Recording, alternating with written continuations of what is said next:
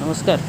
कोल्हापूरमधल्या hotel Govindpuram इथून आत्ता आपण चालायला सुरुवात केली आहे आणि कोल्हापूरमधला जो मुख्य एरिया आहे अंबाबाईचं मंदिर, महाद्वार रोड, तो सगळा आपण आत्ता चालत चालत एक्सप्लोअर करणार आहोत. आणि आत्ता या सगळ्या याच्यामध्ये वाटेमध्ये कुठल्या कुठल्या चांगल्या गोष्टी आहेत, काय काय करू शकता, हे सगळं पण इथे आपण आत्ता बघायचं आहे. सगळ्यात आधी आत्ता आपण ज्या एरियामध्ये आहोत तो पूर्ण एरिया खरी कॉर्नरचा एरिया म्हणून ओळखला जातो आणि त्याच्यामध्ये जुना एरिया आहे. तसा खूप मोठे मोठे कार्यक्रम होतात. छत्रपती शिवाजी महाराजांची जयंती मोठ्या प्रमाणामध्ये इकडे साजरी केली जाते आणि इथूनच चालत आपण अंबाबाईच्या मंदिरापर्यंत जाऊ शकतो. जाताना वाटेत बऱ्याच वेगवेगळ्या गोष्टी आहेत, काय आहेत, कुठल्या आहेत, कसं आहे ते आपण बघू. या कोरोनाच्या सगळ्या काळामध्ये मास्क लावणं कंपल्सरी आहे, चांगलं पण आहे. सगळ्यांनी लावा आणि मास्क लावूनच फिरा. जिथं शक्य होईल तिथे मास्क काढून काही गोष्टी दाखवायचा प्रयत्न करेन. सध्या तरी कोल्हापूरमधले खूप जुने मेंदू विकारातज्ञ जोशी हॉस्पिटल इकडे आपल्याला दिसतं आहे. खूप प्रसिद्ध आहेत, प्रॅक्टिस खूप मोठी आहे. या रस्त्यावरून जाताना अशी जुनी घरं, बाल्कनी, वाड्या हे पण मोठ्या प्रमाणामध्ये आपल्याला बघायला मिळतात. एरिया सगळा चेंज होतो आहे काळानुरूप, पण तरी जुन्या काळातल्या अनेक गोष्टी, वाडे आपल्याला अजूनही इकडे बघायला मिळतात.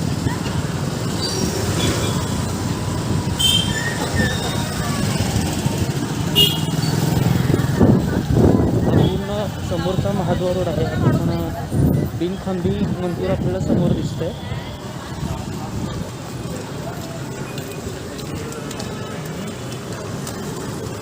या सगळ्या भागामध्ये सकाळी लवकर आप्पे, पोहे, आंबोळी, उपीट असे सुंदर पदार्थ अगदी पहाटेपासून सगळ्यांना मिळतात खायला.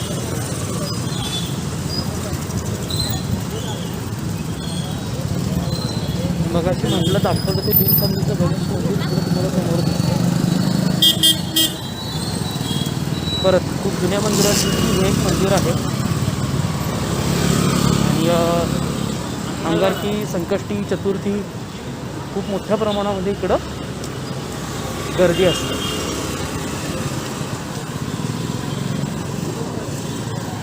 हा थोडासा वेगळ्या प्रकारचा व्लॉग आहे आणि लेंदी पण आहे, पण सगळ्या गोष्टींची माहिती आपल्याला कशी घेता येईल हे आपण बघूया. रंकभैरव नावाचं मंदिर आहे. त्या मंदिराची कमान इकडे तुम्हाला बघायला मिळते. शेगावच्या गजानन महाराजांचा मठ पण आहे. तिकडे मोठे उत्सव पण त्यांचे सुरू असतात. अच्छा,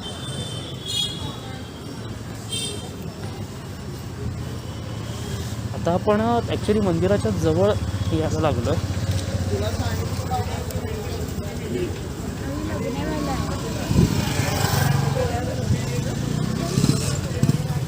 आणि जर तुम्ही कधी कोल्हापूरला आलात तर अंबाबाईच्या मंदिराच्या जवळ या गल्लीमध्ये तिकडे स्वरूप लक्ष्मी भोजनालय म्हणून तुम्हाला एक दिसेल.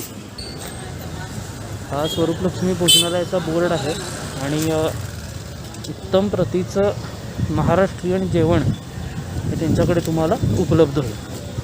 त्यानंतर या समोरच्या बिल्डिंगमध्ये आतमध्ये गायकवाड मिसळ म्हणून आहे आणि कोल्हापूरची अत्यंत प्रसिद्ध अशी छान मिसळ ही तुम्हाला इकडे खायला मिळेल.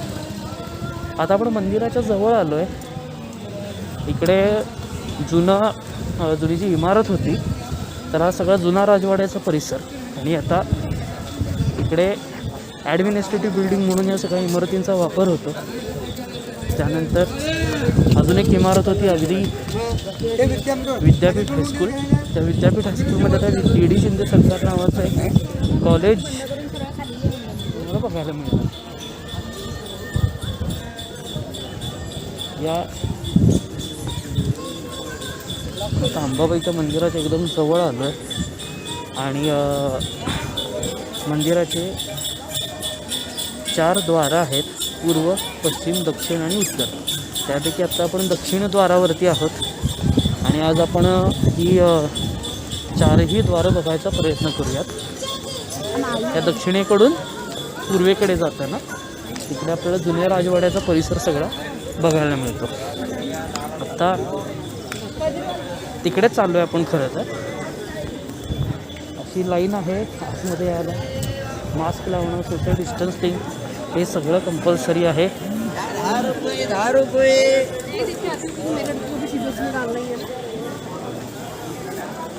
अशा जुन्या इमारती आहेत इकडे आणि याच इमारतीमध्ये जुना राजवाडा, पोलीस स्टेशन पण आपल्याला बघायला मिळतं.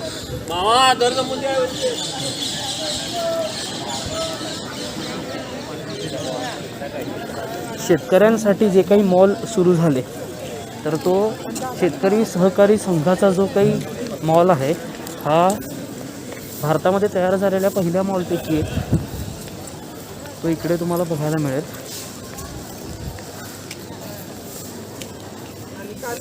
आणि आता आपण एका खूप महत्त्वाच्या जागी आलेलो आहोत.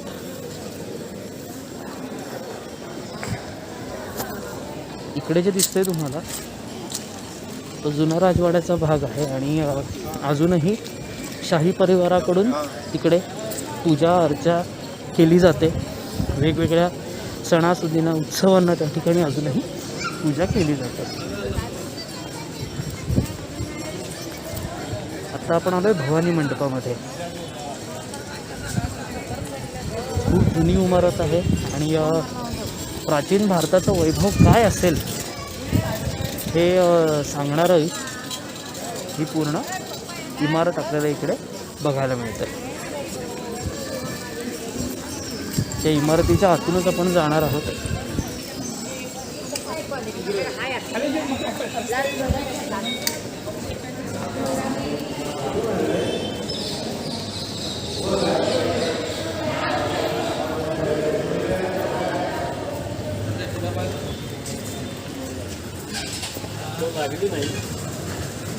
दरवर्षी कोल्हापूरच्या थ्रिल रायडर्स हायकर्स ग्रुपकडून इकडे तोरण चढवलं जातं या भवानी मंडपावर.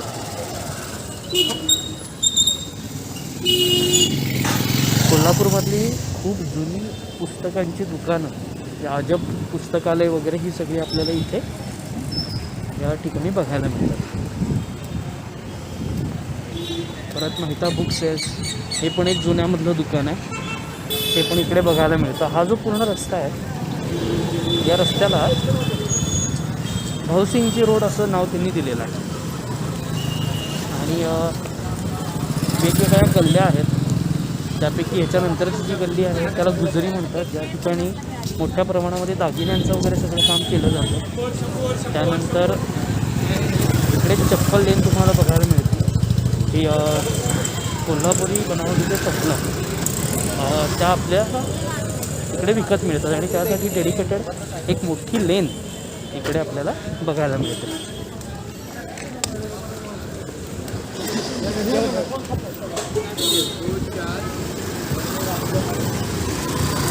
आता आपण दक्षिण दरवाजाकडून पुढे आलो पूर्वेकडून भवानी मंडपातून फिरून आपण आता मंदिराच्या उत्तर दरवाजाकडे निघालो.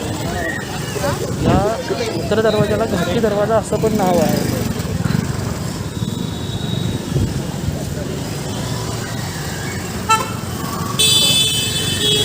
तुम्हाला बघून चांगलं वाटेल की सगळी लोक नियम पाळतात, मास्क लावून फिरताना पण. दुकानदार, गिराईक सगळेजणच नीट मास्क लावून बसलेत. आणि हा जो आहे हा घाटी दरवाजा इकडे बघायला मिळतो. या घाटी दरवाजाच्या शेजारीच मनकर्णिका नावाच्या प्राचीन कुंडाचं आर्किओलॉजिकल सर्वे ऑफ इंडियाकडून उत्खनन पण सुरू आहे. त्यांचा कडक असा बंदोबस्त इकडे बघायला मिळतो. मी मगाशी उल्लेख केला गुजरी, ती ही गल्ली. इथून आपण आतमध्ये गुजरीकडे जाऊ शकतो.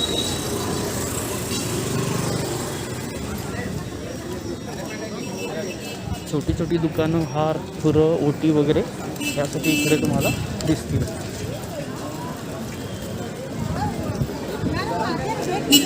गर्दी आहे, स्पीड कमी होईल आपल्याला.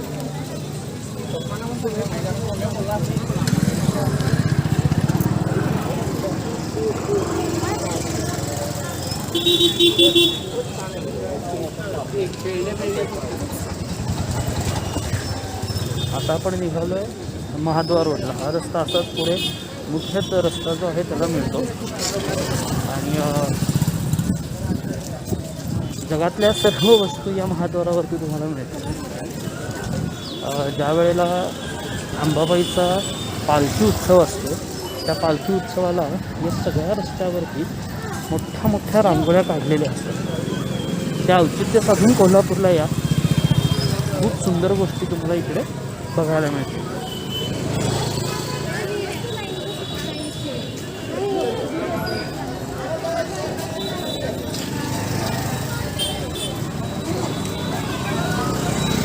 कोल्हापुरी कपडा घेण्याची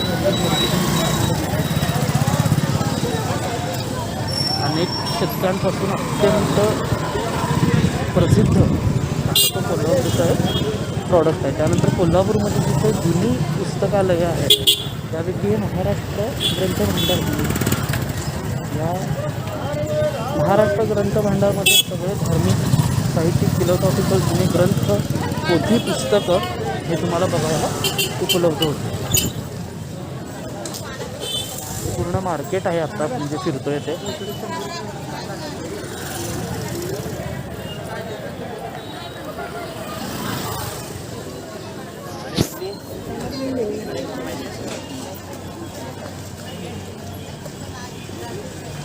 खूप जुनी दुकाने इकडं आहेत. गोखल्यांचं भांड्यांचं दुकान आहे. त्यानंतर मराठ्यांचा सुप्रसिद्ध असा संगीत चिवडा तो पण इकडे तुम्हाला समोर बघायला मिळतो. तो आलात तर न चुकता हा चिवडा घेऊन जावा, खूप सुंदर लागतो.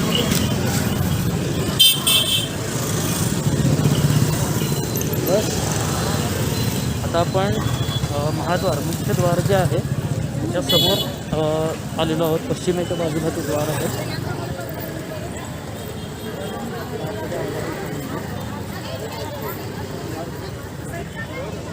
त्याच्याचबरोबर समोर हा जो रस्ता आहे हा असाच पुढे रंकाळा वगैरे त्या बाजूला जातो.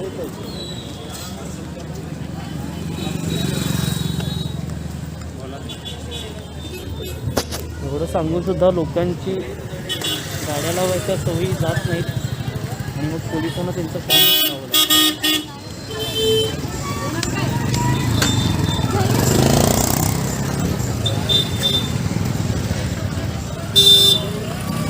त्यानंतर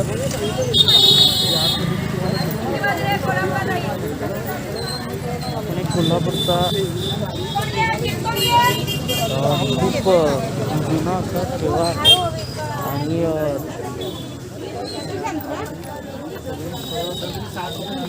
भाज्या, केळी, नारळ, ओटी अशा सगळ्या गोष्टी इकडे तुम्हाला बघायला मिळतील. खूप फ्रेश भाज्या या सगळ्या मंडईमध्ये.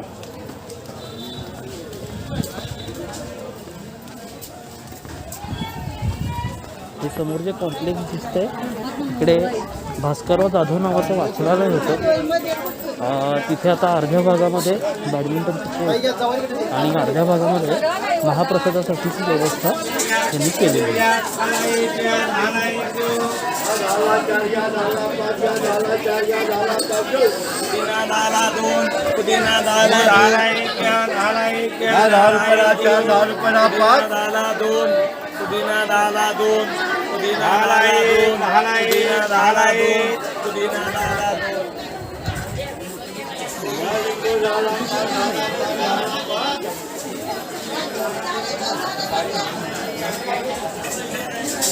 फोटोग्राफर लोकांसाठी पर्वणी म्हणजे ही मंडळी आहे. अनेक वर्ष लोक इकडे येऊन भाज्या घेत आहेत, भाज्या विकत आहेत. मोठे मोठे व्यवहार इकडे होतात.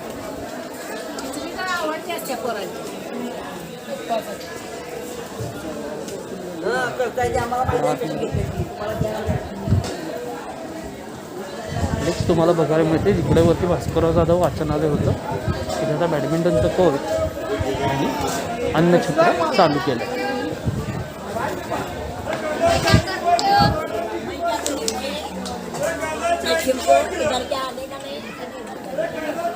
तिथे समोर दिसतंय ते आहे कपिलेश्वराचं मंदिर.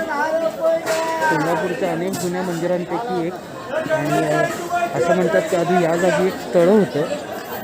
कोल्हापुरात अनेक तळी होती, त्यापैकी एक कपिल तीर्थ, कोटी तीर्थ अशी अनेक तीर्थ म्हणजे तळी इकडे आपल्याला बघायला मिळतात.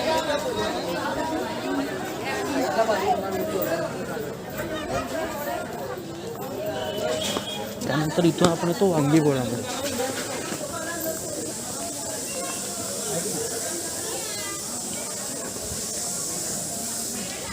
हा सगळा कोल्हापूरचा जुना एरिया.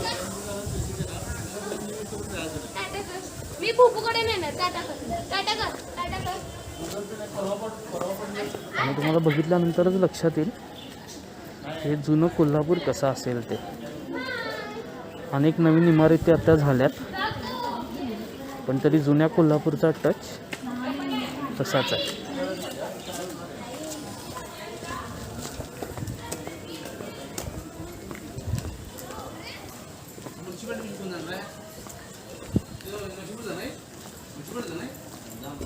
इकडे एक दुकान होतं, तिथे लाकडी सुंदर पॉलिश करून द्यायचं. ते आता बहुतेक बंद आहे.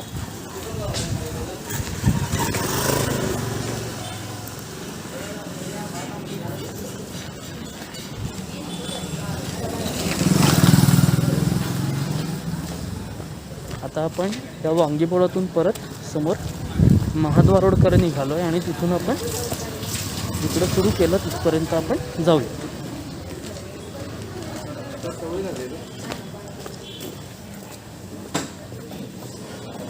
कोल्हापुरातलं वातावरण हे कायमच फिरण्यासाठी छान असतं. आणि हा जो आहे कोल्हापुरातला एक खूप सुप्रसिद्ध चहा, सत्यवानचा चहा. आणि खूप लोक राहिलेली येणारी लोक इकडे येऊन चहा पिऊन जातात. सुंदर असतो चहा, आलात तर नक्की या.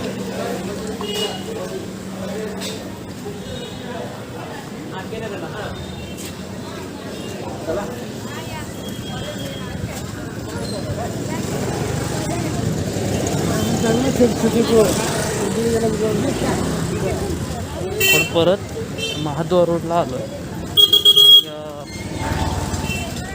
इथली काही ठिकाणं ही तुम्हाला सांगावीच लागतील. हे आहे तृषा शांती. इथे लस्सी, दूध, कोल्ड्रिंक, आईस्क्रीम खूप उत्तम मिळते. ते स्वतः या सगळ्या गोष्टी तयार करतात. त्यांच्याकडचं मसाला डायजेस्टिव्ह हा पण पिण्यासारखा असतो.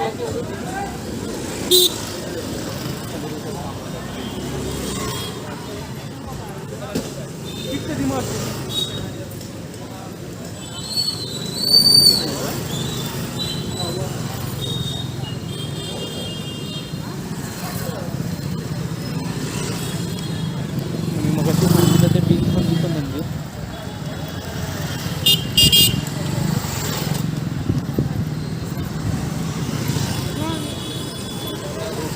तशी आज गर्दी कमी आहे कोरोनामुळे, पण आम्हाला अपेक्षा आहे मोठ्या प्रमाणामध्ये प्रवास करतील, कोल्हापूरला येथील भेट देतील.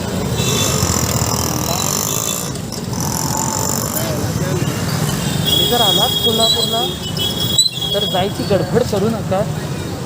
कोल्हापूरमध्ये राहा. कोल्हापूरमध्ये बघण्यासाठी खूप गोष्टी आहेत. अंबाबाईचं मंदिर आहे, जुना राजवाडा पॅलेस आहे, खासबागचं कुस्तीचं मैदान आहे, केशवराव भोसले नाट्यगृह आहे, त्यानंतर टाऊन हॉलचं म्युझियम आहे, न्यू पॅलेस आहे, रंकाळा तलाव आहे, पंचगंगा नदीचा घाट आहे, छत्रपती शिवाजी महाराजांचं मंदिर पण इकडे आपल्याला बघायला मिळतं.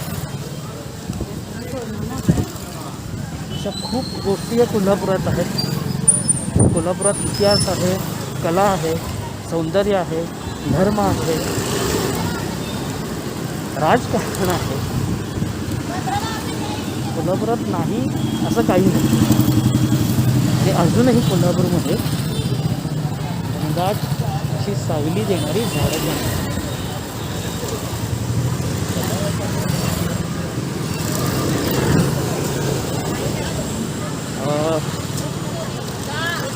इथे एक अजून एक खूप वेगळी गोष्ट इकडे तुम्हाला आता दाखवतो. आमिर पाटील नावाच्या एका कोल्हापूरच्या तगड्या पैलवानानं हे थंडाईचं एक वेगळा जॉईंट, एक वेगळी जागा सुरू केली आहे. आणि ज्यांना पैलवान व्हायचं आहे, ज्यांना पैलवानासारखं फील करायचं आहे, त्या सगळ्यांसाठीच ही जागा आहे.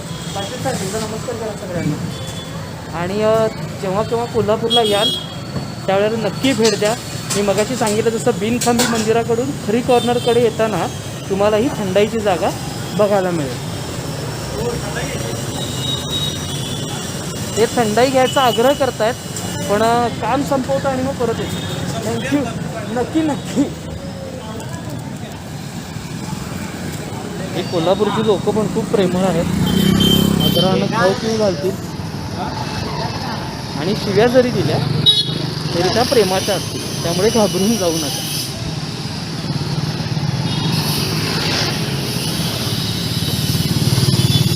आपण आता जिथून सुरू केलं होतं त्या खरी कॉर्नरपर्यंत आपण आत्ता परत आलेलो आहोत. आत्ता हा व्हिडिओ खूप गडबडीमध्ये केला, पण साधारण तास 2 तासामध्ये आत्ता आपण बघितलेला सगळा एरिया हा तुम्ही पायी चालत फिरू शकता. त्यानंतर याच खरी कॉर्नरला इकडे वरती हॉटेल गोविंदपुरम नावाचं हॉटेल आहे, लॉजिंग आहे आणि 4 व्हीलर पार्किंग, AC, वायफाय अशा सर्व सुविधा इकडे तुम्हाला बघायला मिळतील. तिकडेच चालेल. तर हे आमचं कोल्हापूर. या कोल्हापूरला फिरा, भेट द्या आणि पुढच्या व्हिडिओमध्ये परत भेटू. थँक्यू. नमस्ते. आज हम बात करने वाले हैं मास कम्युनिकेशन के बारे में. मेरा नाम है इंद्रनील बंकापुरे. मास कम्युनिकेशन हमारे सबके लिए एक बहुत ही ज़रूरी चीज़ है, लेकिन वो और भी ज़रूरी है उनके लिए जो सोशल सेक्टर में काम करते हैं, जो अलग अलग लीडरशिप प्रोग्राम में काम करते हैं, जो अलग अलग कंपनीज लीड करते हैं, पॉलिटिकल ऑर्गेनाइजेशंस लीड करते हैं. उनके लिए ये चीज़ उनके साथ होना बहुत ही ज़रूरी है. तो अभी कम्युनिकेशन मतलब क्या है? तो कम्युनिकेशन इज़ द थिंग. संवाद ये ऐसी चीज़ है कि जो मानव के प्राइमरी विकास का कारण है. जब मानव के संवाद की शुरुआत हुई है तभी से हम ये देख सकते हैं कि ये बहुत ही इंटीग्रल और इम्पोर्टेंट फैक्टर रहा है वो कल्चरल डेवलपमेंट के दौरान. तो अभी ये मानव संस्कृति का जो भी विकास हुआ है वो विकास ही संवाद ये संकल्पना के इर्द गिर्द होता हुआ हमें दिखाई देता है. तो ये जो संवाद है, ये जो माध्यम है, ये बहुत ही इम्पोर्टेंट चीज़ है और इसके अलग अलग एस्पेक्ट के बारे में आज हम बात करने वाले हैं. अगर हम कम्युनिकेशन की व्याख्या या डेफिनेशन देखें तो हम ये बोल सकते हैं कि communication is a message understood. Communication एक ऐसी चीज़ है, ये कम्युनिकेशन एक ऐसी संकल्पना है कि जिसमें जो भी मैसेज दिया गया है वो मैसेज हमें समझ में आता है. तो ये बहुत ही ज़रूरी बात है कि जो मैसेज हम समझ सकते हैं उसको हम कम्युनिकेशन कह सकते हैं. अभी इसमें किसी भी ऑर्गेनाइजेशन को अगर ग्रो होना है, अगर बढ़ना है, अगर सरवाइव होना है, तो उसमें आइडिया शेयर करना, उसके बाद वो आइडिया अप्लाई करने के लिए प्रोसेस स्टार्ट करना, अलग अलग इंफॉर्मेशन एक्सचेंज करना, व्यूज़, फैक्ट्स, फीलिंग, इसके बारे में बात करना बहुत ही ज़रूरी है. और यही संवाद का प्राथमिक उपयोग हम कह सकते हैं. अभी बहुत सारे सामाजिक वैज्ञानिकों ने, सोशल साइंटिस्ट ने इसमें अलग अलग फार्मूलाज डिफाइन किए हुए हमें दिखाई देता है. हेरोल्ड लॉसवेल, ये बहुत ही बड़े अमेरिकन सोशो पॉलिटिकल साइंटिस्ट रह चुके हैं। उन्होंने 1948 में कम्युनिकेशन प्रोसेस इवॉल्व किया था।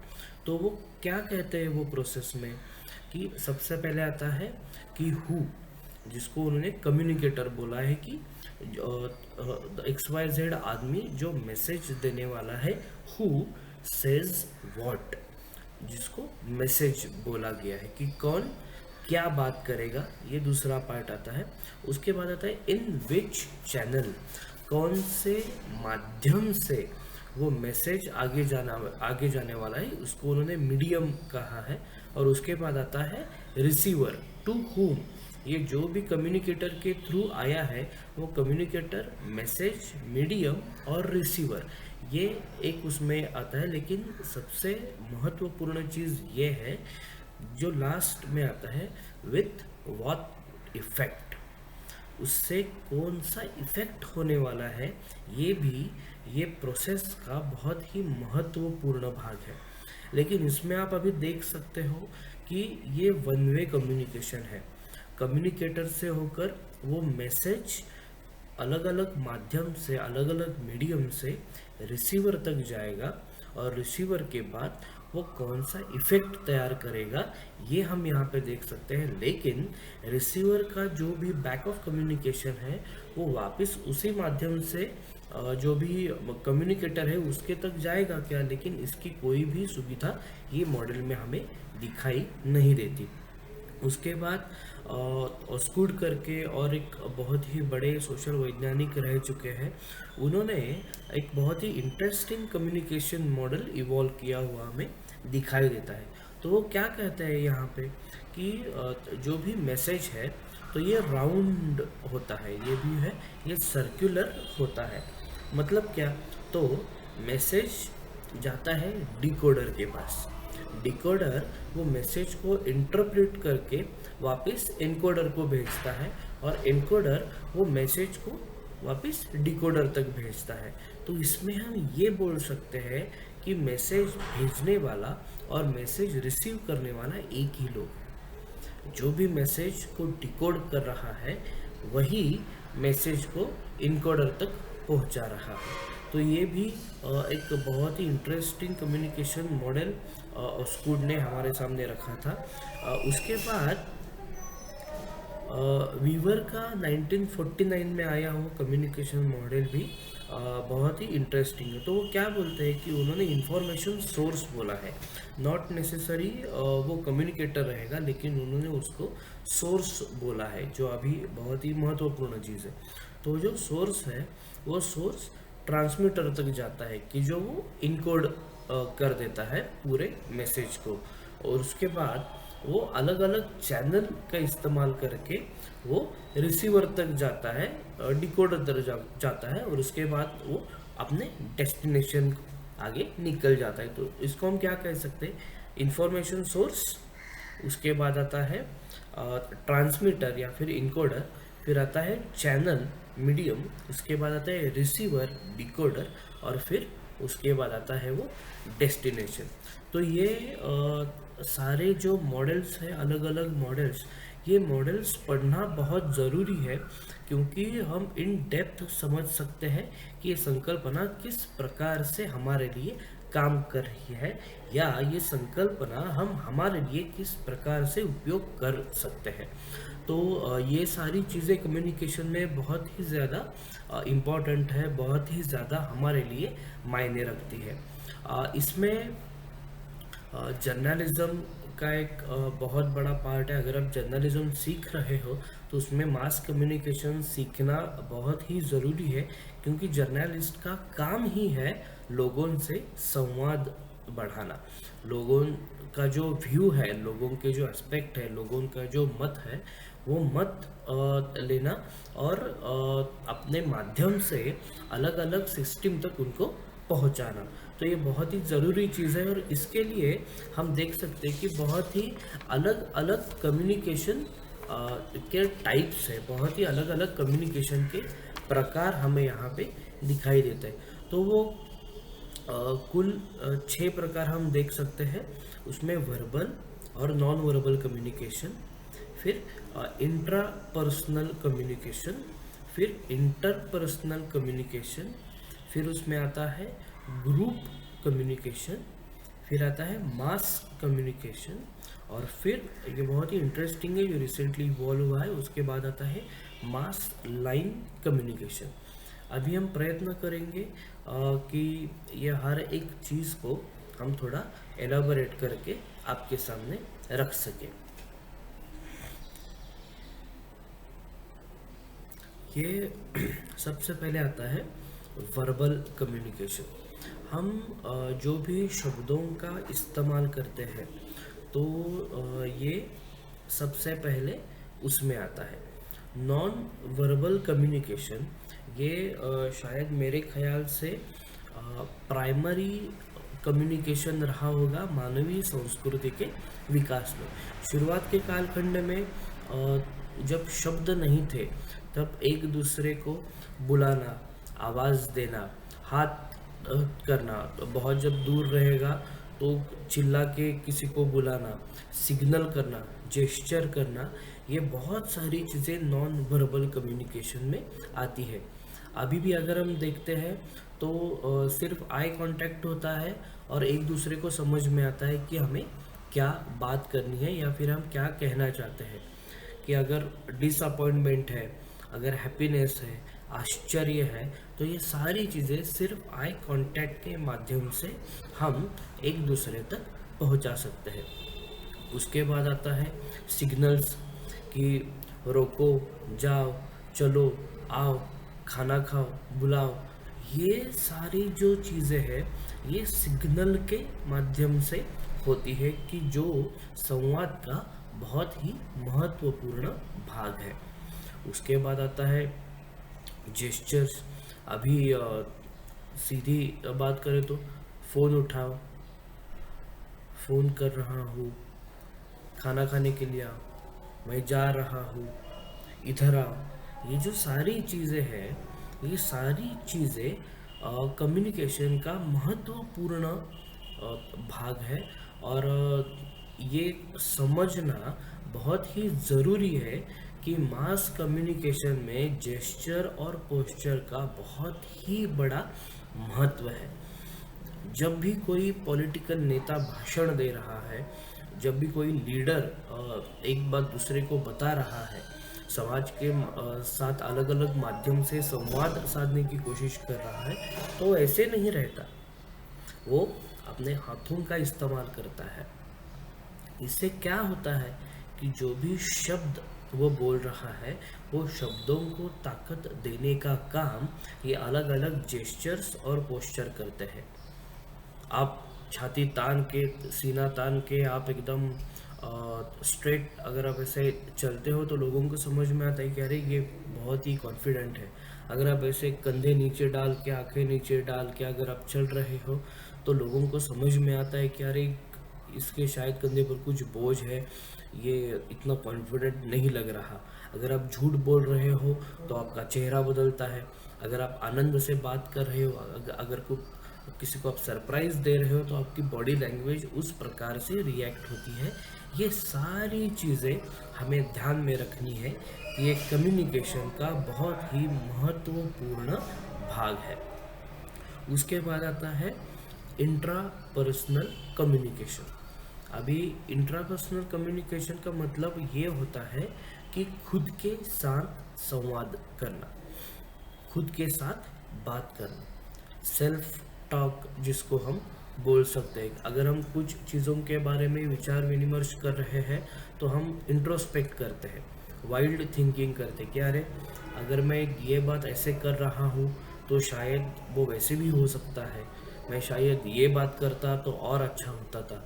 तो ये सारी चीज़ें हम देख सकते हैं कि इंट्रापर्सनल कम्युनिकेशन में आती है कि जो हम खुद से बात करते हैं।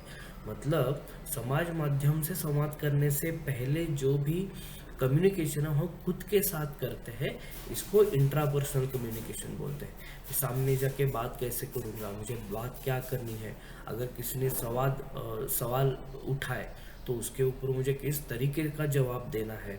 तो ये सारी चीज़ें हम अपने अपने दिमाग में सोचते हैं, तो उसको इंट्रापर्सनल टॉक बोलते हैं, कम्युनिकेशन बोलते हैं। तो अभी इसमें एक्ट ऑफ इमेजिनेशन भी आता है। तो आप ऐसे बैठे हो, यार मैं अभी जाऊंगा, मुझे अभी खाना खाना है, मुझे भूख लगा है, मुझे मुंबई जाना है, मुझे घूमने के लिए जाना है, मुझे हिमालय देखना है, मुझे साउथ देखना है। ये जो सारी चीज़ें हैं ये एक्ट ऑफ इमेजिनेशन का है। और वैसे ही एक्ट ऑफ विजुअलाइजेशन, मतलब आप सोचते हो और आपको क्या देखना है वो भी आप सोचते हो। आप हिमालय विजुअलाइज कर रहे हो, आप कश्मीर विजुअलाइज कर रहे हो, आप राजस्थान विजुअलाइज कर रहे हो। अगर कोई बात कर रहा है कि अरे मैं राजस्थान होके गया, तो ऑटोमेटिक आपके सामने वो डेजर्ट दिखने लगता है, ऊंट दिखने लगते हैं।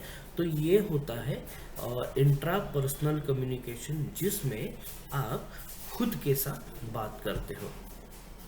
फिर नेक्स्ट इसमें आता है इंटरपर्सनल कम्युनिकेशन। अभी हमने खुद से बात की, अभी हमें लोगों से बात करना है।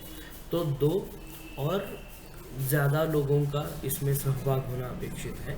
और इसमें क्या होता है कि आप लोगों के साथ वर्बल और नॉन वर्बल ये दोनों चीज़ों का इस्तेमाल करके उनके साथ बात करते हो। ये बात भी ध्यान में रखना बहुत ही ज़रूरी है कि जब आप बात कर रहे हो तो आप वर्बल और नॉन वर्बल दोनों चीज़ों का इस्तेमाल कर रहे हो। आप शब्दों का भी वापर कर रहे हो और उसके बाद आप eye contact, signals, gestures, postures, ये सारी चीज़ों का इस्तेमाल आप समाज के साथ संवाद साधने के लिए आप इस्तेमाल यहाँ पे कर रहे हो। तो ये होता है इंटरपर्सनल कम्युनिकेशन।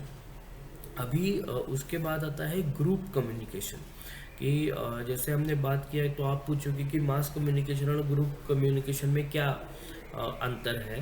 तो इसमें बहुत ही महत्वपूर्ण अंतर है कि ग्रुप कम्युनिकेशन वो लिमिटेड ग्रुप के लिए ही होता है। अभी फोकस ग्रुप्स है, अभी आप कॉरपोरेट में काम कर रहे हो तो टीम बिल्डिंग एक्सरसाइज होते हैं, तो उसमें ग्रुप कम्युनिकेशन का बहुत बड़ा इस्तेमाल किया जाता है। या अगर आप एसोसिएशन की मीटिंग है या फिर किसी फोकस्ड ग्रुप में आप काम कर रहे हो, अभी बहुत सारे ग्रुप यहाँ पर एक्टिव आप देख सकते हो कि लोगों को प्लास्टिक के अगेंस्ट थोड़ी सी समझ देने के लिए बहुत सारे ग्रुप काम कर रहे हैं। एनवायरनमेंट के बारे में काम करने के लिए बहुत सारे ग्रुप काम कर रहे हैं। उसके बाद women development, skill development, entrepreneurship, इसके लिए बहुत सारे लोग काम कर रहे हैं।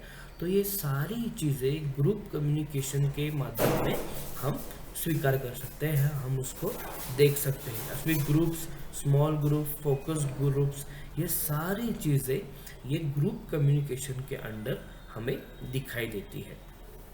उसके बाद आता है मास कम्युनिकेशन। मास कम्युनिकेशन ये बहुत ही ज़रूरी चीज़ है। अभी ये मास कम्युनिकेशन में बहुत अलग अलग चीज़ें हमें देखने को मिलती है, जिसमें आता है एडवर्टाइजिंग। ये एडवर्टाइजिंग बहुत हज़ारों सालों से हमारे भारत में चल रहा है।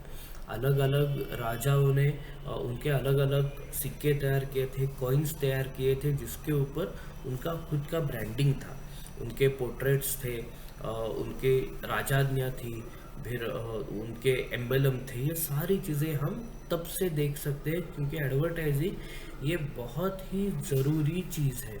और अभी तो एडवर्टाइजिंग एक ऐसी इंडस्ट्री बन गई है कि जिसमें आप सिर्फ प्रोडक्ट नहीं बेचते हो, लेकिन आप लोगों को इन्फ्यूज़ करते हो, आप लोगों को इन्फ्लुएंस करते हो कि आप वही प्रोडक्ट यूज़ करें। ये एडवर्टाइजिंग का इम्पैक्ट इतना गहरा हो चुका है कि आज हम काले रंग को बुरा रंग कह के हम अरे यार वो काला है यार, तू फेयर एंड लवली लगा, ये नहीं हो सकता। तो इतना समाज के अंदर ये चीज़ चला गया है कि उसके ऊपर अभी लोगों ने अलग अलग एक्शंस लेना स्टार्ट किया है कि नहीं, ये हम एडवर्टाइज नहीं करेंगे। काला रंग बुरा रंग नहीं होता है। Black is not bad. अगर किसी के स्किन का काला रंग है तो वो बुरा नहीं होता आदमी, लेकिन वो माध्यमों ने एडवर्टाइजिंग के से इतना हैमर हमारे दिमाग में किया है तो ऑटोमेटिकली यार काला। तो ये जो चीज़ है ना, ये ताकत है एडवर्टाइजिंग की। और ये बहुत ही मतलब और एक मैं आपको एग्जांपल देता हूँ कि जैसे कोलगेट टूथपेस्ट है, तो कोलगेट टूथपेस्ट जब शुरुआत में आया तो आने के बाद उन्होंने किया, अरे आप नमक से दांत साफ करते हो, ये साफ करते हो, वो साफ करते हो, हमारे पेस्ट में ये है, हमारे पेस्ट में वो है। लेकिन थोड़े दिनों में उन्होंने नमक के साथ अपना जो टूथपेस्ट है वो इंट्रोड्यूस किया। उसके बाद उन्होंने हल्दी, तुलसी, लवंग, जो भी चीज़ उनको मिली उसके साथ उन्होंने वो कोलगेट इंट्रोड्यूस किया। क्यों किया? क्योंकि उन्हें पता था कि अगर ये चीज़ों का हम इस्तेमाल करें तो ये समाज, ये सोसाइटी जो ऑलरेडी बहुत पहले से सारी चीज़ों का इस्तेमाल कर रही है अपने डे टू डे लाइफ में, शायद उनके तक हम इस माध्यम से पहुंच सकते हैं। वैसे ही एक उदाहरण सेंसोडाइन का ले सकते हैं कि पहले जो मॉडल्स लिए जाते थे, अभी उन्होंने रियल टाइम लोग लेना शुरू किया है कि जिनको सच में प्रॉब्लम होता है, ठंडा पानी पीने के बाद, एकदम गर्म खाने के बाद पूरा शिवर हो जाता है, तो वो वीडियो शूट करके वो लोगों को दिखाते कि देखो ये ऐसे हो रहा है, ऐसे नहीं होना चाहिए, तो आप हमारी टूथपेस्ट इस्तेमाल कर सकते हो। तो ऐसी अलग अलग चीज़ें, अलग अलग कंसेप्ट एडवर्टाइजिंग के माध्यम से इतनी रूटेड हो चुकी है कि अब हम प्रोडक्ट नहीं लेते, अब वो हमें बताते हैं कि हमें क्या चाहिए। तो ये बहुत ही ज़रूरी है। और देखते हैं, आप भी एक्सप्लोर कर सकते हो एडवर्टाइजिंग के इस पार्ट को। फिर उसके बाद आता है पब्लिक रिलेशंस। पब्लिक रिलेशंस मतलब कोई भी आदमी रहेगा तो उसकी समाज में जो भी इमेज है वो इमेज कैसी है, किस प्रकार की है, कैसी होनी चाहिए, ये पूरी बताने की जो सिस्टम है उसको पब्लिक रिलेशंस कहा जाता है। अभी इसके एक्चुअल डेफिनेशन हमें देखनी है तो हम ये कह सकते हैं कि public relation is a practice of deliberately managing the release and spread of information between an individual or an organization and the public in order to affect the public perception of that particular thing। इसका मतलब बहुत ही स्वाभाविक है कि किसी भी आदमी का, किसी भी सेलिब्रिटी का, किसी भी ऑर्गेनाइजेशन का समाज में किस तरीके का इमेज होना चाहिए, ये डिसाइड ये पीआर एजेंसीज करती है।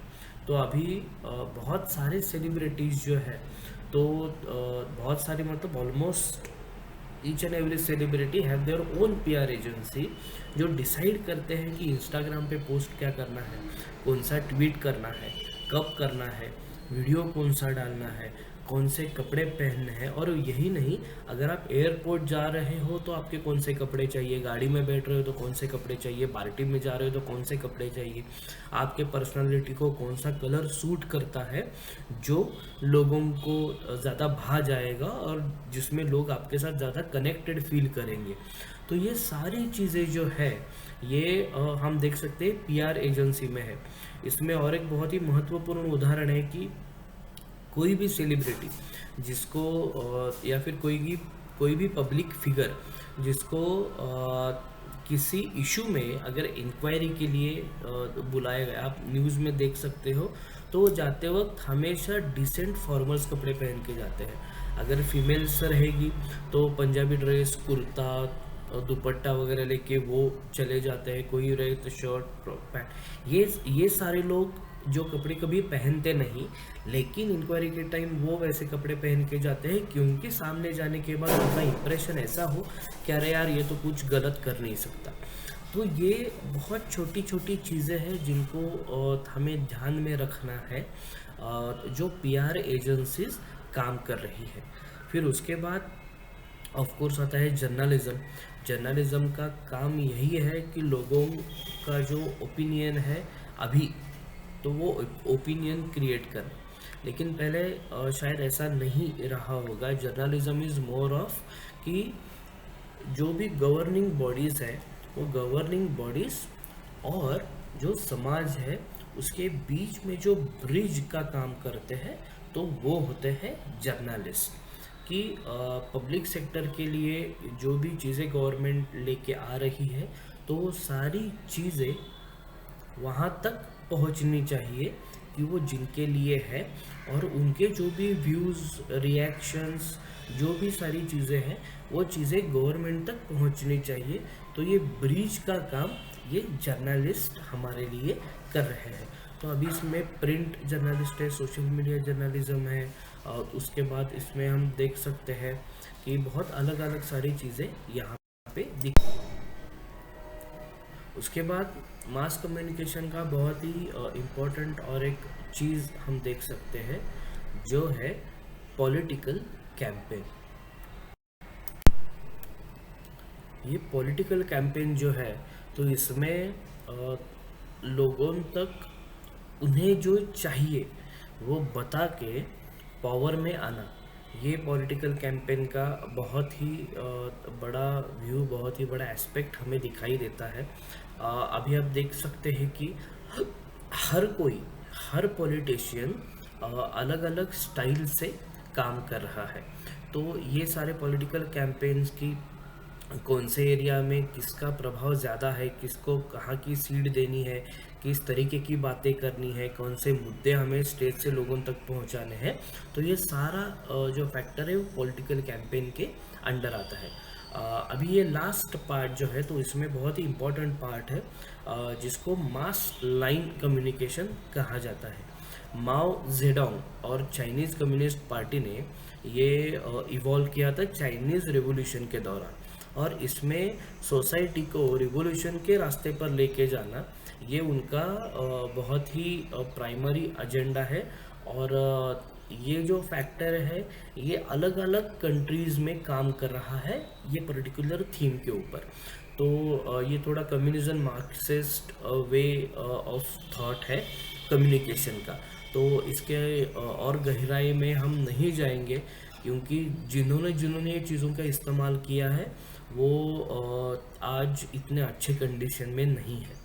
तो ये जो आज का हमारा पूरा सेशन था, वो सेशन था कम्युनिकेशन प्रोसेस, कम्युनिकेशन के टाइप्स, अलग अलग प्रकार, इनको समझना, इनको जानना, और ये कितना महत्वपूर्ण है एक व्यक्ति के विकास के पूरे माध्यम में, एक व्यक्ति के विकास के पूरे इवोल्यूशन में, ये हमें यहाँ पे देखना था।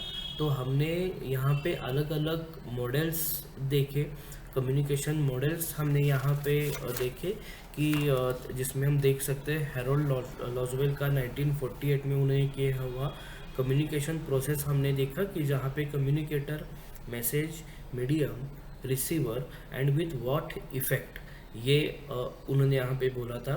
फिर ऑस्कुड का हमने कम्युनिकेशन मॉडल दिखा, जिसमें मैसेज तो था, मैसेज डिकोडर के पास गया, इंटरप्रेटर के पास गया, इनकोड हुआ, और वो वापस मैसेज डिकोडर के पास गया। तो यहाँ पे डिकोडर और सेंडर, रिसीवर और सेंडर, ये दोनों एक ही पर्सन है, ये ऐसा उसने उसके मॉडल में यहाँ पे कहा था।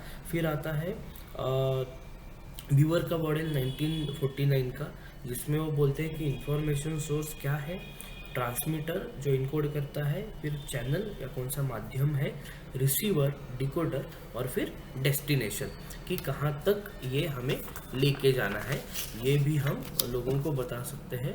और फिर हमने देखे टाइप्स ऑफ कम्युनिकेशन, जिसमें वर्बल और नॉन वर्बल कम्युनिकेशन, वर्ड्स, उसके बाद आता है eye contact, signals, gesture, posture, non verbal communication.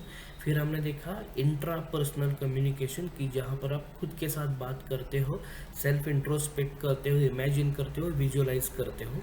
फिर आता है इंटर पर्सनल कम्युनिकेशन, कि जिसमें आप लोगों के साथ भी बात करते हो, दो और ज़्यादा लोग वहाँ पे होने चाहिए, थ्रू वर्बल और नॉन वर्बल कम्युनिकेशन, तो ये भी महत्वपूर्ण चीज़ है। फिर हमने बात की ग्रुप कम्युनिकेशन के बारे में, उसके बाद हमने बात की मास कम्युनिकेशन के बारे में, जिसमें एडवर्टाइजिंग है, पब्लिक रिलेशंस है, जर्नलिज्म है और पॉलिटिकल कैंपेन है। ये अलग अलग चीज़ें उसमें हम दिखाई देती है। और फिर माओ जेडोंग का हमने मास लाइन कम्युनिकेशन के बारे में भी यहाँ पे बात किया। तो अगले वीडियो में कम्युनिकेशन और जर्नलिज्म की अलग अलग थियरीज के ऊपर हम बात करेंगे और वापस मिलेंगे। धन्यवाद। मी इंद्रनील बंकापुरे आणि आज आपण काही वेगवेगळ्या पुराणांची माहिती या व्हिडिओमध्ये घेणार आहोत. आता पुराणं म्हणजे नक्की काय, तर त्या सगळ्या आपल्या कथा आणि ज्याच्यावरून मूर्तींच्या कथा वगैरे झाल्या ते सगळं आपल्याला या पुराणांमध्ये बघायला मिळतं. आपल्याला एक श्लोक आहे आणि त्या श्लोकाचा तो श्लोक असा आहे की मद्वयम भद्वयम चैव ब्रत्रयम वचतुष्टयम अनापलिंग कुस्कानी पुराणानी प्रचक्षते.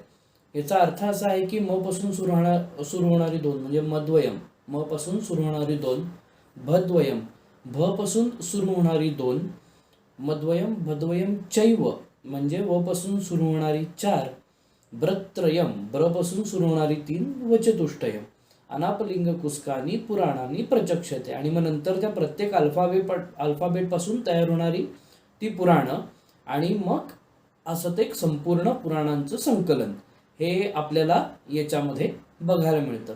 आता आजचा जो व्हिडिओ आहे त्याच्यामध्ये आपण ही काही पुराणं आहेत तर ती नक्की काय आहेत आणि त्याच्यामधला काय कंटेंट आहे हे आपण इथे आत्ता बघणार आहोत. तर या व्हिडिओमध्ये ही काही पुराणं आहेत आणि मग नंतरच्या व्हिडिओमध्ये उरलेली पुराणं आणि उपनिषदं यांच्याबद्दल नक्की काय आहे किंवा त्याच्यातला कुठला कंटेंट आहे हे आपण त्या पुढच्या व्हिडिओमध्ये सगळ्यांनी बघायचं आहे. तर सगळ्यात आधी आपण शिवपुराण घेऊयात. हा जो सगळा संग्रह आहे हा संग्रह प्र न जोशी नावाच्या खूप मोठ्या अभ्यासकांनी तयार केलेला आहे आणि याच्यामध्ये साधारण हे पूर्ण भाषांतर आहे, याच्यामध्ये संस्कृत नाही आहे पण त्यांनी भाषांतर इथे केलेलं आहे. साधारण पुण्यामधले आहेत ते आणि वैशाख शके 1904 मध्ये हा पूर्ण त्यांनी ग्रंथ संकलित केलेला आपल्याला बघायला मिळतो. आता हे जर आपण नीट बघितलं तर आपल्याला याच्यामध्ये की शिवपुराणाचा परिचय की नक्की काय आहे, त्याच्यामध्ये कुठल्या गोष्टी आहेत, त्यानंतर कुठल्या कथा त्याच्यामध्ये येतात हे सगळं आपल्याला त्याच्यात बघायला मिळतं. अनुक्रमणिकेमधलं प्रास्ताविक आहे की आणि मग त्याच्यामध्ये सांगतात की सर्व पुराणांमध्ये शिवपुराण श्रेष्ठ का आहे ते त्याच्यामध्ये सांगतात. आणि मग नंतर परत दुसरा जो भाग आहे त्याच्यामध्ये कथा आणि उपकथा येतात. जर आपण या कथा आणि उपकथा नीट जर याच्यामध्ये बघितलं तर दक्ष प्रजापतीला देवीचं दर्शन ही एक कथा त्याच्यामध्ये आपल्याला बघायला मिळते. त्यानंतर ब्रह्मदेव आणि विष्णू याची शिवाला विनंती ही एक कथा याच्यामध्ये आपल्याला बघायला मिळते. आणि मग सती आणि शिव यांचा झालेला विवाह, त्या विवाहानंतर दक्षाचा शिवविरोध म्हणजे दक्ष हा सतीचा पती तर त्यानं शंकराला केलेला विरोध, ती कथा आपल्याला या शिवपुराणाच्या भागामध्ये बघायला मिळते. त्यानंतर मग बाकी सगळ्या गोष्टी होतात. त्याच्यानंतर शंकर चिडतो आणि मग वीरभद्र हा त्या यज्ञ ठिकाणी पोहोचून त्या दक्षाचा यज्ञ विध्वंस करतो किंवा उद्ध्वस्त करतो. अशा प्रकारची कथा इथे आपल्याला बघायला मिळते. त्यानंतर मग नारदांचं भविष्य कथन, त्याच्यानंतर तारकासूर नावाच्या राक्षसानं जो काही उपद्रव मांडला तो सगळा उपद्रव, या सगळ्या कथा आपल्याला या शिवपुराणाच्या या भागामध्ये बघायला मिळतात. आणि मग परत त्याच्यानंतर की कैलास पर्वतावरती झालेला शंकर पार्वतीच्या विवाहाचा एक प्रचंड मोठा उत्सव तो कसा होता, काय होता, या संदर्भातल्या कथा इथं आपल्याला बघायला मिळतात. त्यानंतर तारकासुराचा वध करण्यासाठी म्हणून कार्तिकेयाचा जन्म झाला तर मग त्याच्या जन्माच्या कथा आणि मग तारकासूर आणि कार्तिकेय यांचं झालेलं युद्ध हे सगळंच आपल्याला या शिवपुराणाच्या भागामध्ये बघायला मिळतं. त्यानंतर शंखचूड नावाच्या असुराकडून परत देवतांना झालेला त्रास आणि त्यानंतर मग परत झालेलं देवता आणि त्यांचं युद्ध, अशा सगळ्या गोष्टी इथे आपल्याला बघायला मिळतात. आणि मग त्याचबरोबर अंधकासूर आणि हिरण्याक्ष या राक्षसांच्या वधाच्या कथा पण या ठिकाणी त्यांनी सांगितलेल्या आहेत. परत याच्यामध्ये दुसरा जो भाग आहे शिवपुराणातला, तर तो अत्यंत महत्त्वाचा भाग आहे आणि त्याच्यामध्ये तीर्थक्षेत्र महात्म्य हे त्यांनी सांगितलेलं आहे. आता याच्यामध्ये शंकराची 12 ज्योतिर्लिंग, तर ती कुठली आहेत, काय आहे, त्यांचं महत्त्व काय, हे त्यांनी इकडे सांगितलेले आहे. त्यानंतर सोमनाथ ज्योतिर्लिंगाचा अवतार, ती कथा आपल्याला इथे बघायला मिळते. त्याचबरोबर मल्लिकार्जुनचा अवतार आणि मग महाकाल, ही कथा आपल्याला इथे बघायला मिळते. आणि मग त्र्यंबकेश्वर, विश्वेश्वर, वैद्यनाथेश्वर, नागेश्वर, रामेश्वर, घुष्मेश्वर, या सगळ्या शंकराच्या ज्योतिर्लिंगांचं काय महत्त्व आहे, त्यांच्या कथा कुठल्या आहेत, ते कुठे आपल्याला बघायला मिळतात, त्यांच्या आजूबाजूला काय आहे, हे सगळं आपल्याला या तिसऱ्या भागामध्ये शिवपुराणाच्या बघायला मिळतं. त्यानंतर शिवपुराणाचा जो चौथा भाग आहे, तर तो आहे पूर्ण सृष्टी रचनेसाठी, की ही सृष्टी तयार कशी झाली यासाठीचा तो पूर्ण भाग असलेला आपल्याला बघायला मिळतो. मग त्याच्यामध्ये ब्रह्मदेवांची स्वर्ग निर्मिती, ब्रह्मदेवांची प्रजासृष्टी, यज्ञदत्त कुमारास कुबेर पदाची प्राप्ती, अशा अनेक कथा या आपल्याला या चौथ्या भागामध्ये बघायला मिळतात. पाचवा जो भाग आहे, पाचवा भाग हा सदाचार दर्शनाचा आहे, की तुम्ही कसं वागावं, कसं बोलावं, बिहेव कसं करावं, वेगवेगळ्या आश्रमांचं फॉलोअप तुम्ही कसं घ्यावा, हे सगळं आपल्याला त्याच्यामध्ये बघायला मिळतं. की मग श्रवण, कीर्तन, मनन हे मुद्दे ह्याच्यामध्ये आहेत. की साकार शिवांच्या पूजेचं रहस्य काय आहे हे त्यांनी आपल्याला सांगितलंय.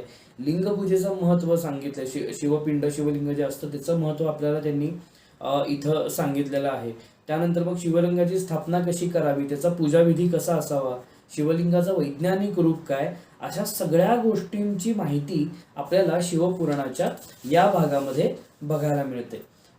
त्यानंतर त्याच्यातून आपल्याला फळ काय मिळतं किंवा त्याच्यातून आपल्याला साध्य काय करायचं आहे, हे पण आपल्याला या शिवपुराणाच्या भागामध्ये त्यांनी दिलेलं बघायला मिळतं. त्यानंतर सहावा जो भाग आहे, तो सहावा भाग आहे तत्वज्ञान दर्शनाचा, की वायुदेवांचा ज्ञानोपदेश, त्याच्यानंतर बंधन व मोक्ष, की ह्याच्यातून आपण कसं मुक्त होऊ शकतो, आपण पुढे कसं जाऊ शकतो, त्याच्यानंतर मुक्तीचं आणि भक्तीचं महत्त्व नक्की काय आहे, ह्याची वर्णन आपल्याला या भागामध्ये केलेली बघायला मिळतात. आणि मग मूळ तो ग्रंथ सुरू होतो आणि मग नमो निष्फल रूपाय, नमो निष्कल तेजसे, अशा पद्धतीचे ते श्लोक आहेत. आणि मग नंतर ती पूर्ण शिवपुराणाचं मी मगाशी सांगितलं त्याप्रमाणे हा ग्रंथ आपल्याला बघायला मिळतो. हा झाला शिवपुराण. त्यानंतर अजून एक महत्त्वाचं पुराण आहे, ते म्हणजे गरुड पुराण. आता ह्याच्या नावावरूनच तुमच्या लक्षात येईल की हे कुठेतरी शंकराबरोबर असोसिएट असलं पाहिजे. हा अखंड संग्रहच प्र न जोशी या अभ्यासकांनी खूप आधी आपल्यासाठी करून ठेवलाय आणि प्रसाद प्रकाशननं पुण्यामधल्या याचं पब्लिकेशन किंवा हे पूर्ण त्यांनी केलेलं आपल्याला बघायला मिळतं.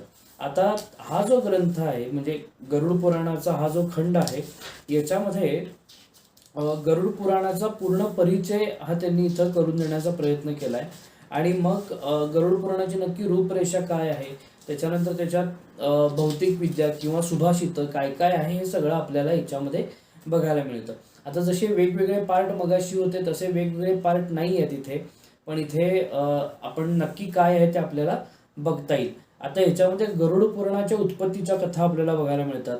त्याच्यानंतर सृष्टीकथन, ब्रह्मा, विष्णू, रुद्र आदींची निर्मिती कशी झाली, हे आपल्याला या गरुड पुराणाच्या मोठ्या भागामध्ये बघायला मिळतं. त्यानंतर सृष्टीचं विवरण नक्की कसं झालंय, सूर्यादी देवतांचा पूजेचा विधी कसा आहे, योग वर्णन, विष्णुद्धार, सूर्यार्चन, अशा अनेक गोष्टी आपल्याला याच्यामध्ये बघायला मिळतात. त्यानंतर गायत्री महात्म्य काय आहे, ब्रह्मज्ञान काय आहे, ब्रह्मध्यान काय आहे, हे पण आपल्याला याच्यामध्ये बघायला मिळतं. नंतर अजून एक याच्यामधला महत्त्वाचा भाग आहे की सर्व देवांचे प्रतिष्ठा वर्णन, की कशा प्रकारे प्रतिष्ठा केली पाहिजे, कशा प्रकारे पूजा केली पाहिजे, हे आपल्याला याच्यामध्ये बघायला मिळतं.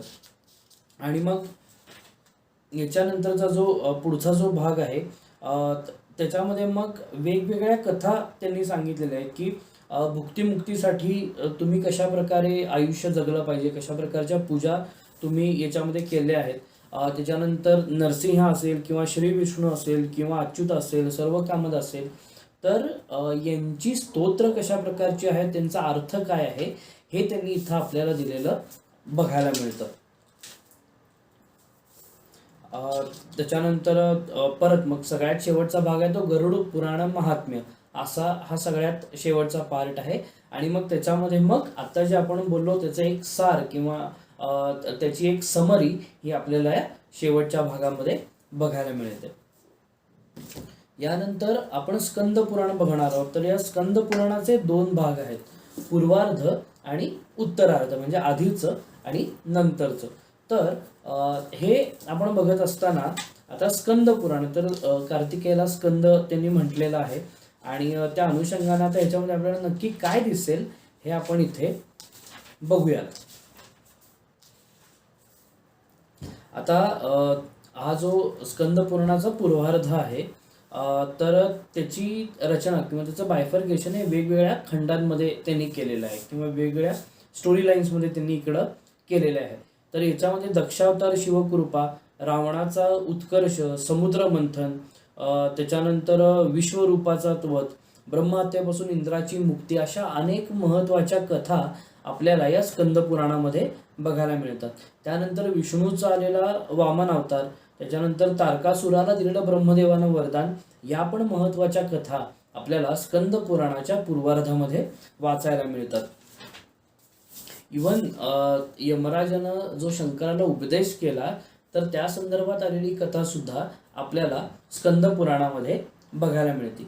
मग कुमारिका खंडाचा वेगळा भाग त्याच्यामध्ये येतो की मुक्ती आहे, त्याच्यानंतर ऐतरेयास वर्णन, ऐतरेय नावाच्या ऋषींना त्यांनी दिलेली मुक्ती, या सगळ्या गोष्टी आपल्याला त्याच्यामध्ये बघायला मिळतात. आणि मग वेगवेगळे असुर होऊन गेले, त्या असुरांचा वध, त्यांचा पूर्ण वृत्तांत आणि त्या सगळ्या कथा हे पण आपल्याला त्याच्यामध्ये बघायला मिळतं. आता अजून एक याच्यात इंटरेस्टिंग भाग आहे तो म्हणजे अरुणाचल महात्म्य खंड.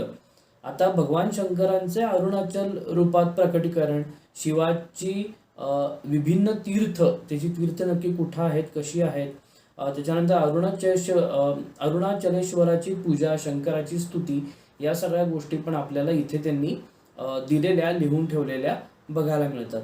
आणि मग नंतर वैष्णव खंड येतो आणि मग त्याच्यामध्ये भूमी वाराह खंड हा एक अजून एक सबपार्ट त्यांनी इकडे केलेला आहे.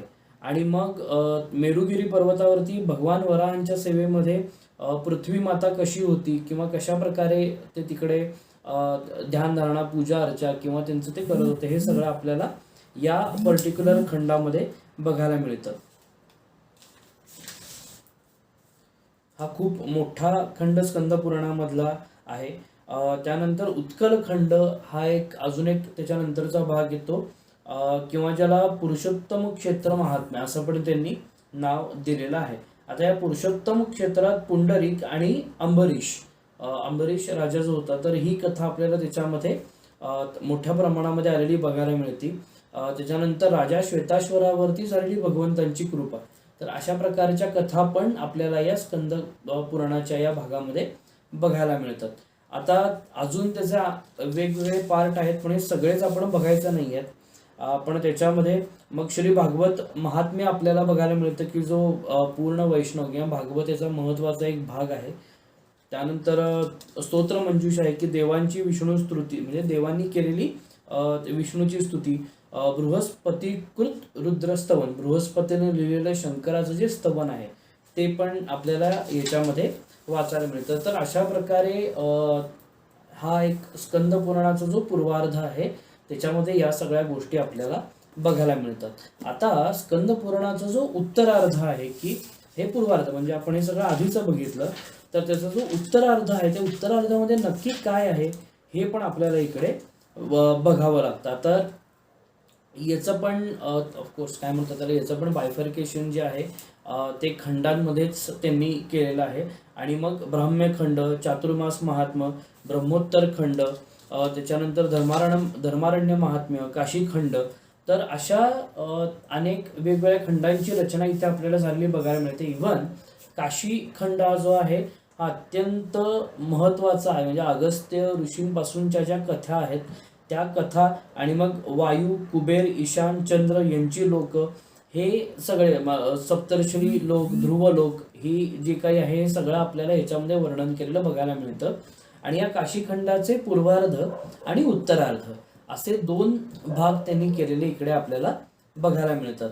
आणि मग त्याच्यामध्ये अरुणादित्य, वृद्धादित्य, केशवादित्य, विमलादित्य, गंगादित्य, यमादित्य यांच्या कथा या आपल्याला उत्तरार्धामध्ये त्यांनी दिलेल्या आहेत किंवा लिहून ठेवलेल्या आहेत.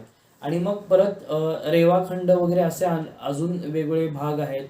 आणि रेवा म्हणजे नर्मदा, तर नर्मदेचं जे महात्म्य आहे, ती नदी कशी आहे, ती कुठून वाहती, धार्मिक ट्रेडिशन्समध्ये त्याला काय महत्त्व आहे, तर हे सगळं आपल्याला त्या रेवाखंडामध्ये बघायला मिळतं. परत अजून एक त्यातला महत्त्वाचा भाग आहे तो येतो नागरखंडांचा. आणि या नागरखंडामध्ये पूर्वार्ध आणि उत्तरार्ध असे 2 भाग त्यांनी इथे केलेले आहेत. आणि मग परत शेवटी मगाशी आपण बघितलं त्याप्रमाणे की स्तोत्र मंजुषा त्याच्यामध्ये येते.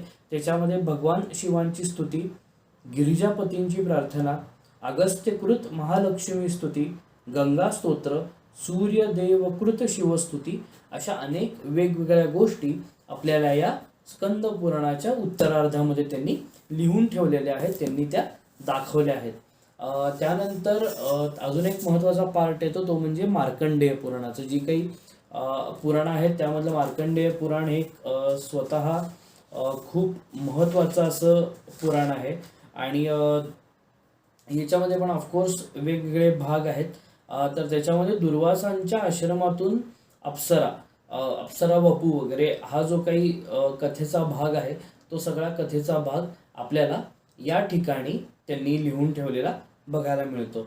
मग नंतर ज्या काही उपकथा येतात त्याच्यामध्ये राजा हरिश्चंद्राचं आख्यान हे इथं येतं. एक पतिव्रता ब्राह्मणी कौशिक पत्नी, तिची कथा आपल्याला इथे बघायला मिळते.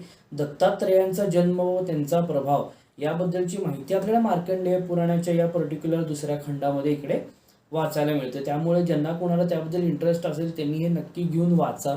अनेक वेगवेगळ्या गोष्टी तुमच्यासमोर या माध्यमातून इकडे येतील. त्यानंतरचा जो भाग आहे तो भाग आहे अग्निपुराणाचा. आता अग्निपुराण हे सुद्धा एक खूप अत्यंत महत्त्वाचं असं पुराण आहे. आणि याच्यामध्ये खूप वेगवेगळ्या गोष्टी आपल्याला बघायला मिळतात. आता अग्निपुराणामध्ये म्हणजे अगदी सृष्टीरचना, सदाचार दर्शन वगैरे या सगळ्या गोष्टी आहेतच, पण त्याचबरोबर आपल्याला